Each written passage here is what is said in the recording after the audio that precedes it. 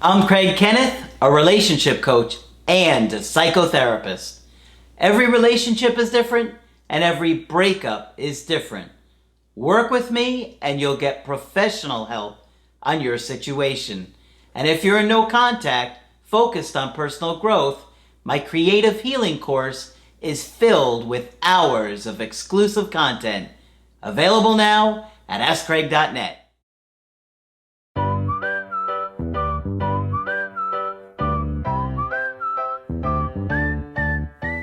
Hi there, I'm Coach Craig Kenneth. I'm Coach Margaret. And today we're going to be talking about the oldest trick to make yourself more desirable. Margaret's got some good research here. And before we start, I just want to say that if you do want to get our coaching, it's available at AskCraig.net. You just click on coaching. You can either sign up with me or you can sign up with Margaret. We often don't mention it to the end of the video, and a lot of times people are saying, how do we get coaching with you? Okay. So if you want to get our coaching, just go to the website to do that. But Margaret's got a good article here that's kind of confirm what a lot of people have thought of for a long time. Yeah, many centuries, perhaps. Yeah. So what is this about, Margaret? What is the oldest trick in the book? Well, let me go on a little bit with the introduction, and it will be very clear before we end. Mm-hmm. Okay? Most dating advice is not in any way backed up by science. I will agree. Yep. I do want to point out, though, that ours is carefully researched in the current state of the art. Mm-hmm. This article, for example, was published in September of 2020. Okay, so I just want to remind you that we look for common articles that are current, and and this article was written by a woman named Lauren Gray. Okay, what's the name of the article? The name is called "Why This One Relationship Trick Always Makes You More Desirable." Mm-hmm. Okay. All right. That's why it's so exciting that social psychologists have finally gotten to the bottom of an age-old dating question.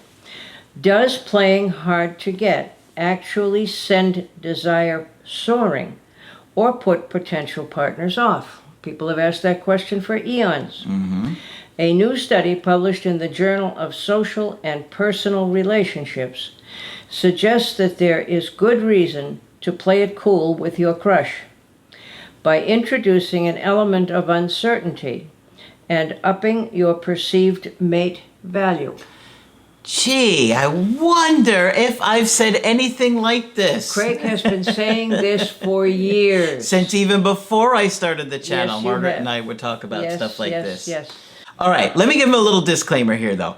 Okay, because this isn't necessarily about re-attracting an ex per se. Right? Mm-hmm. This is more about dating. However, you will be able to see that it could be applied to re-attracting your ex. Absolutely. Okay? Yes. So we're not suggesting that you ignore an ex if they reach out, okay? Because that's probably going to be the first thing everybody's thinking is, well, I haven't heard from my ex in 4 months. If they reach out, should I play hard to get? That's not really what this article is saying, right? Right. Okay. Right. Well, we'll talk about it as we go. Anyway, by introducing an element of uncertainty and upping your perceived mate value. That's where I was. Yes. You're most likely to be desired and pursued when you play hard to get. The team employed 3 different strategies to get the results. Okay. First, they analyzed online dating profiles to determine if people were more drawn to those that were considered harder to get or easier to attract. Mm-hmm. They found that people were often drawn to the more selective profiles. Okay. In the subsequent 2 tests, the researchers coded different conversations to determine whether playing hard to get increased feelings of desire.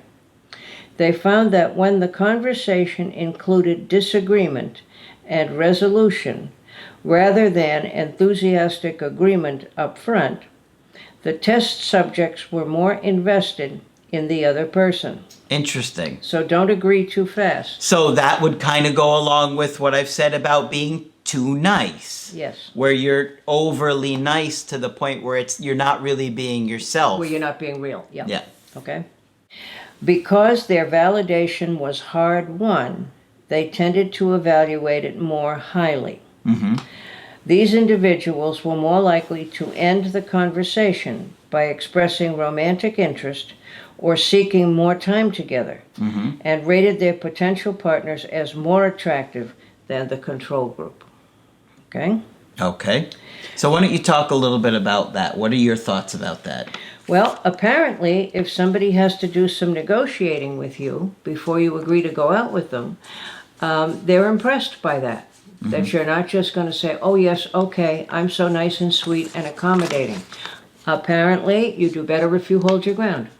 Well, I think part of that is, it shows that your time is valuable. Right. Therefore, you're valuable, and you're not eager to spend your time with somebody that you barely know. Right. Because if you're a high-value person that has a lot going on in life, then your time is precious. That's right. And you're not going to be so eager to spend it with somebody that you barely know or know very little about. Right.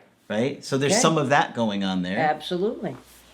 People who are too easy to attract may be perceived as more desperate, said Dr. Birnbaum, Ph.D., a social psychologist and co-author of the study. Okay. That makes them seem less valuable and appealing than those who do not make their romantic interest apparent right away, she added. Okay. But she cautioned this method can backfire if you come across as disinterested or arrogant. True. And so you have to have a balance You have of to have a balance. not coming on too strong, but also showing that you're interested in getting to meet that person or hang out with that person. It's not easy to balance that. No, it isn't. Just don't get too excited, I think is the watchword. So, instead of playing relationship games or letting your dating life devolve into a series of unhealthy power plays, view these findings as a new way to pace your relationships. Focus on building a gradual connection with the other person, where there's room to grow and new things to learn about one another over time. Don't fuse and spill your guts. Instead, choose someone you really want to get to know better. Okay? Yeah, that fusing is huge. So I have come up with my own little phrase here. Don't fuse, choose. Okay? Now that was inspired by one of our current politicians who keeps saying, we don't analyze, we organize. So I thought I can do that too. Don't fuse, choose. Okay. Okay? This genuine attempt to connect, paired with a sense of anticipation and mystery, should go a long way in building both desire and long-term compatibility. And you hear, we knew each other, we felt like we knew each other right away, we got together really quickly, we hit it off immediately, all of those things we now hate to hear because we know it rarely has a happy ending. So choose carefully and take your time. Yep. Okay? One of the things that I've been saying for years is that I really believe that anxiety and desire are correlated. Yes. And so if you are bombarding somebody with text messages, you don't let that anticipation build up of the date when they've heard from you 35 times before your date. And then you don't have a lot of things to look forward to talking about. You've told them everything that's happened all week. Right.